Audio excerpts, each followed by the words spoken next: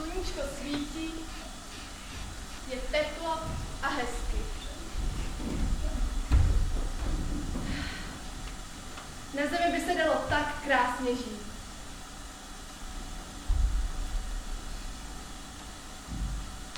Dnes v 11 hodin vyhlásila Anglie Německu válku. Stejně tak Francie, ale přesný čas neznám. Německo dostalo od Francie ultimátum. Pokud by Němci do 11 hodin oznámili, že jsou připraveni stáhnout se z Polska, bude se na události v Polsku pohlížet tak, jako by se nikdy nestalo.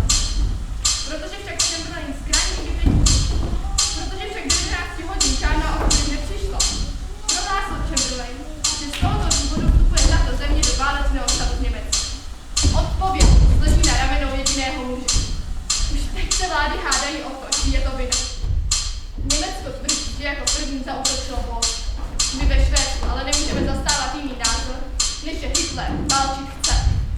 Že se Chamberlain s krajním vypětím pokoušel udržet mír, je celkem jasné. Byl to ostatně jediný důvod, proč Mnichově ustoupil. Tentokrát Hitler požaduje Gdaňsku a polského koridoru. Ale jeho nejvýtečnější přání je ovládnout celý svět.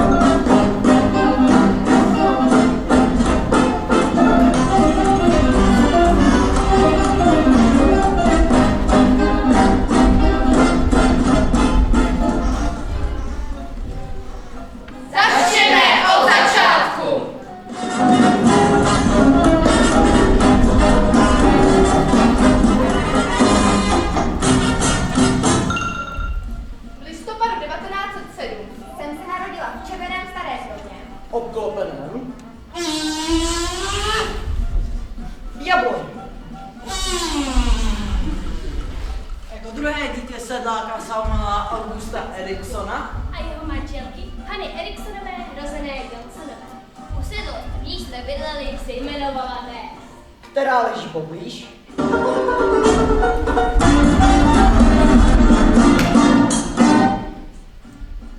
nevelkého ospalého městečka Vimmerby.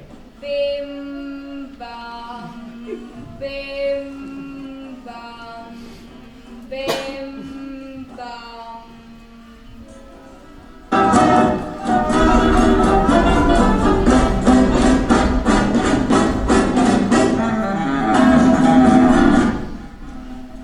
V červeném domě si ještě Bastrid narodili další 2 děti. Měli jsme tedy 4 děti. Gunnar, Později poslanec švédského parlamentu. Astrid, Budoucí spisovatelka. Stina, překladatelka. Ingegerd, Novinářka.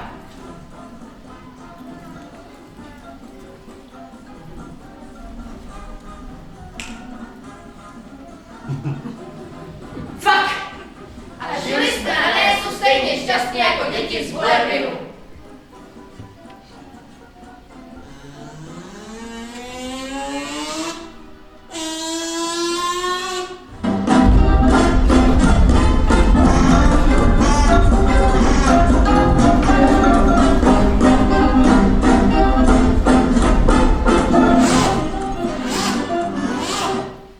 moc dobře se máme. My všechny děti z Bullerbinu se máme moc dobře. Bullerbinu, pořád veselo. Farmář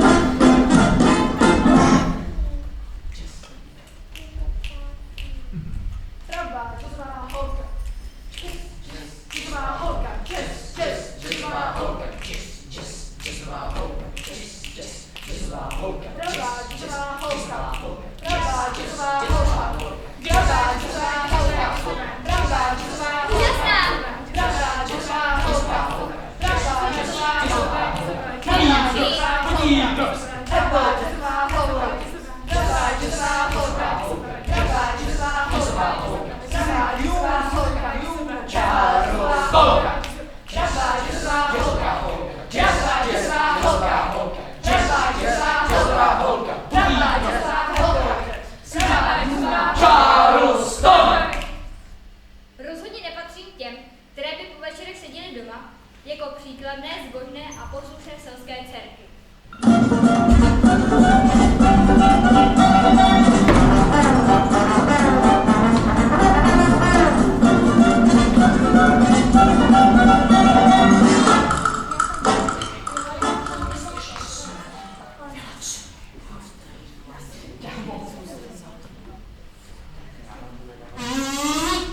Astrid, ty jsi sice chytrá, ale jsi fakt hrozně šeredná.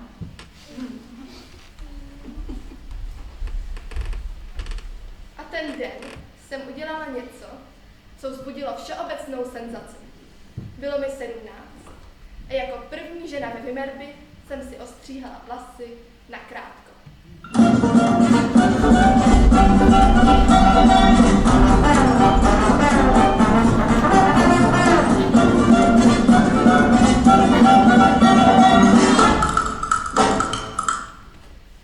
Poprvé v životě mi to dalo pocit, že nejsem tak nehezká a nepřitažlivá. Tenhle den si pamatuju naprosto přesně. Zavolala jsem tatínkovi a řekla jsem mu, co jsem provedla. Pak není důvod, aby se vracela domů. Řekl otec a pak se na pár dní někam zašel.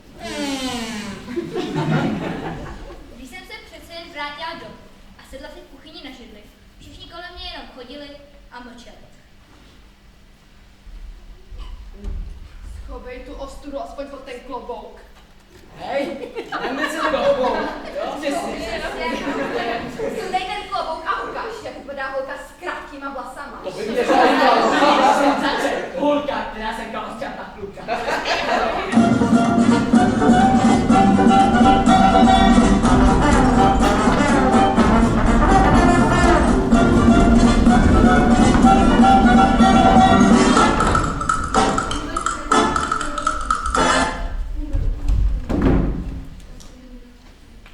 Kancelář místních novin ve Vimmerby. Reinhold Blumberg, šéf-redaktor místních novin.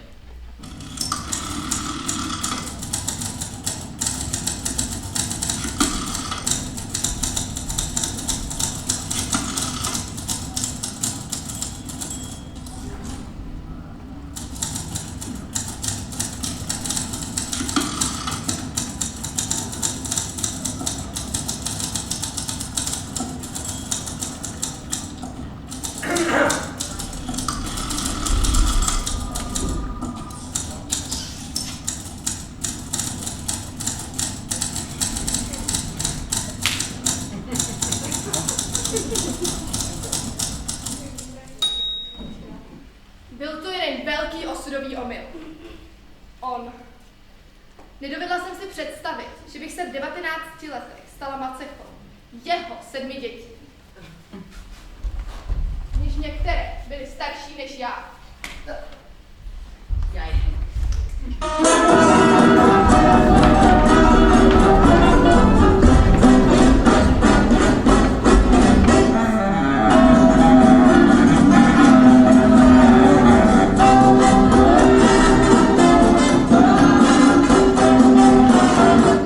Astrid se od poklidného probírání se rozvodovými papíry a kupními smlouvami v advokátní kanceláři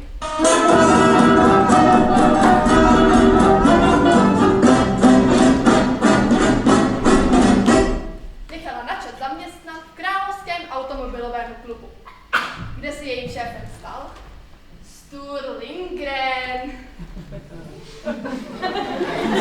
Pohledný, okouzlující a v klubu ještě ženatý.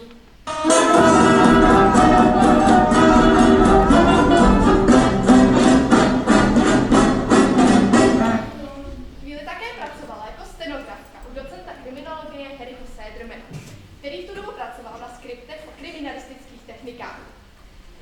Doporučil jsem vás jako spolehlivou sekretářku na oddělení dopisové cenzury. Děkuji, pane Sedermane. True a den vyterozum. Německo tvrdí, že jako první zaútočilo Polsko, které si myslelo, že si to může dovolit díky garanci Anglie a Francie. Ve Švédsku však zastáváme názor, že Hitler válčit chce a tím si zároveň zachovat prestiž. Burgoner Itálie od Irlande vybírá Gerard Parata. Pokud skutečně vypukne nová světová válka, musíme se přesvědčit, že nás prostě a jen čeká. True a den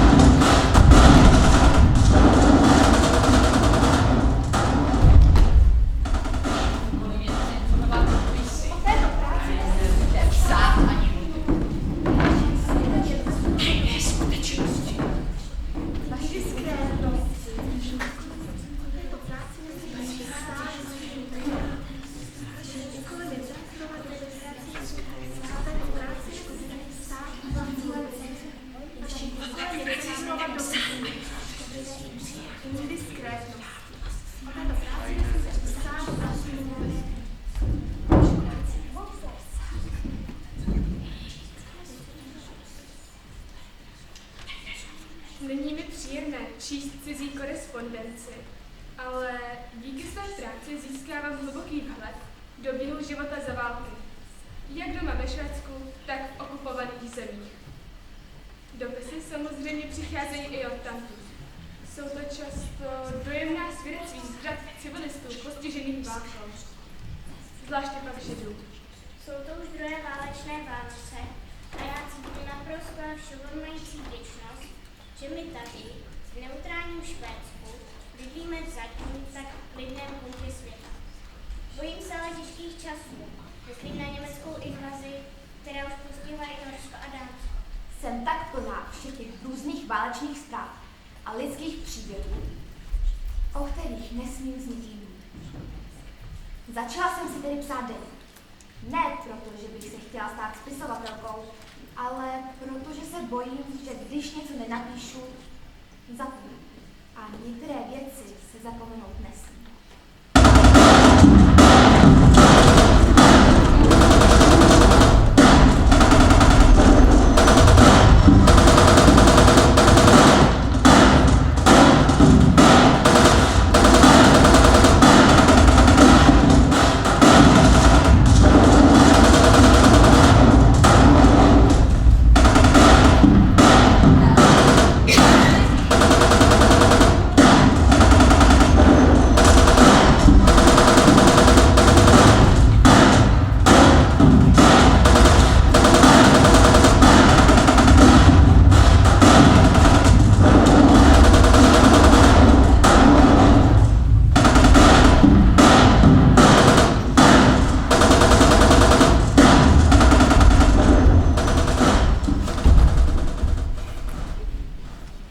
Lidé hladoví, zatímco jiní hromadí.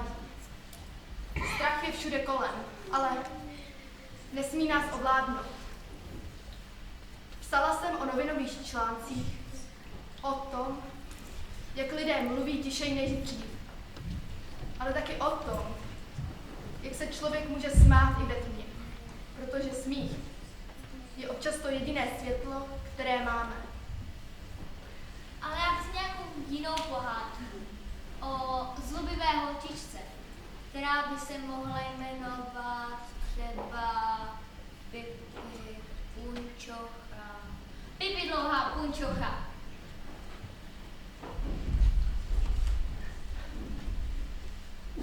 Život je krásný. Ty jsi ta holčička, co se sem nastěhovala. Nastěhoval sama? Sem! Dobyli velekoli, hodní lidé ti Zařídili místo v dětském domově. Proč pak? No protože tu přece nemůžeš bydlet sama. Taky na tebe někdo musí dohlédnout. A řádně tě vychovati. Aha, ale všechno, co potřebuju, už umím. Takže si hledejte děti do domova nikde jinde. Ty snad nerozuměla? Přece si nemůžeš dělat, co chceš. Prostě! Musíš jít s náma!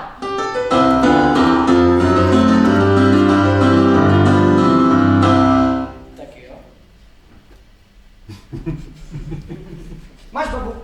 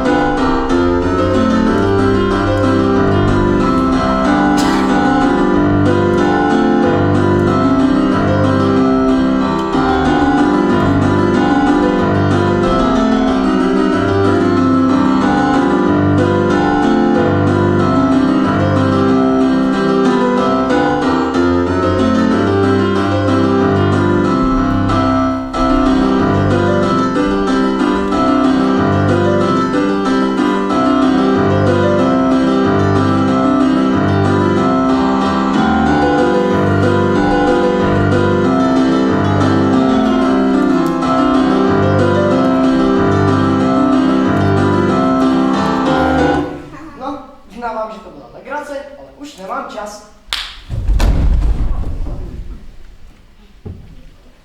Hitler je jako divá zvěř. Malý neznámý německý řemeslník. Učitel svého lidu a nositel kulturní zkázy. Červen 1941. Německo vyhlásilo válku Rusku. Nacionální socialismus a bolševismus, to je asi tak stejné, jako když spolu bojují dva netvoři. Červen 1941. Německá válečná loď se přiblížila k našemu západnímu pobřeží. Člověk si hned uvědomí, jak je švédská idola křehká a ohrožená.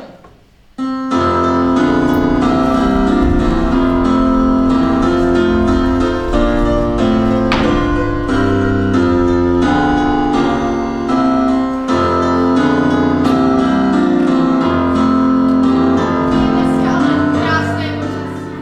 Že, dámy? Jo, ještě jak svítí sluníčko. Přesně. Viděli jste to zahradu sousedů? To je katastrofa. Zastavit stát! Kolena pokrčit! Ruce předpážit! Raz, dva! Raz, dva! Raz, dva! Raz, dva! Já jsem se tak hrozně bála. I kdybych si neporučila, nedošla bych dál než do Křecíně. Mua. Mua. Mua. Mua. O, jak rozkošné. Díky, že jste mě pozvali. Já jsem ještě nikdy na žádné svrčině nebyla. Dáme se do toho? Dveře stojí na čas. No, dámy, tak je mám takové drahé, Přesně. Člověk, aby si dělal všechno sám. no, vůbec se na ně nedá spolehnout. A jak se vám kolikrát tváří? Babička měla služebnu. Jmenovala se Mali. A ta se vám normálně celý den tvářila jako kakavus. A to jenom proto, že jí babička stočila bydličku do ucha. No chápete to? Ona vůbec neměla smysl pro legraci. Kdyby aspoň ta naše Helga byla čistotná. Ale ona je hotové čudě. No to naše Mali. Babička si dlouho myslela, že je černoška. Ale ona to všechno byla jen nefalšovaná špína. Mně si dáme dokonce stalo, že naše Brita občas někam šla a vedle všeho si počala mé hedvábné šaty. Dokonce mám podezření, že krade. No to naše Mali. Stačí. Máš do dětského pokoje. A ty už tam nikdy nesmíš. Musím pak voláš. Jo, a ta naše Mali kradla jako straka.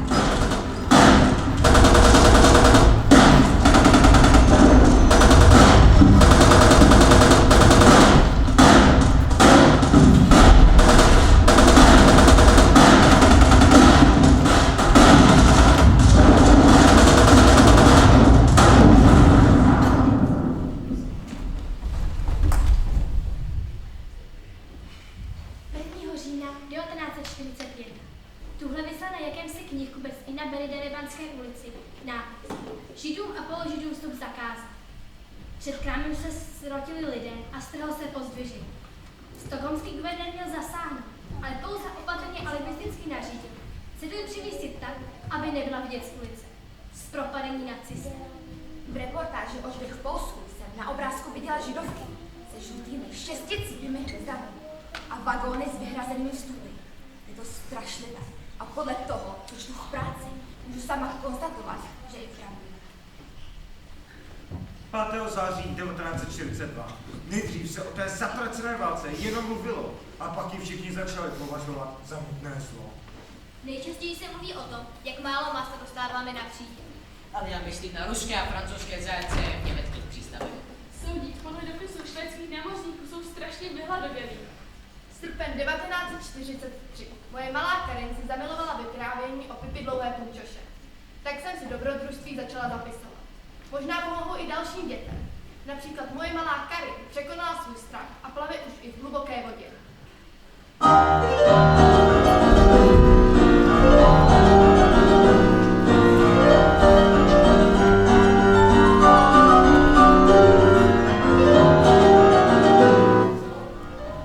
Vítám tě ve škole, Pipi.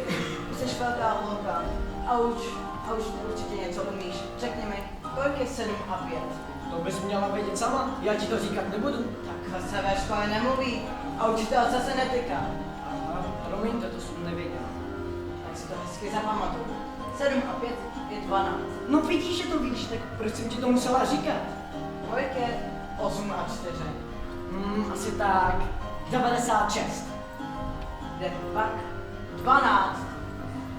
Tak já tomu nerozumím. Však si před chvílí říkala, že když tady ty dětinské hlouposti tak baví, tak si je běž počítat někam stranou a nech ostatní na pokoji, ať můžou hrát třeba na vapu. Maši! Maši!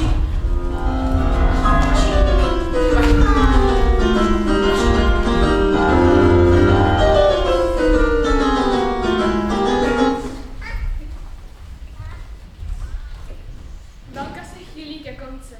Večerníky překupují příšernými popisy německých koncentračních táborů. Nad Německem stoupá pach krve a vládne tam příšerně poroženecká nálada.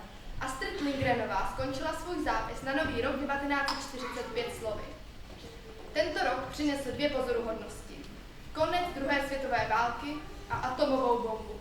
Zajímá mě, co si o atomovce budou myslet v budoucnu. Zda předznamená novou éru lidstva, nebo ne. Míru se moc upínat nelze. Atomová bomba na něj vrhá stín. Sluníčko svítí, je teplo a hezky. Na zemi se dalo tak krásně žít.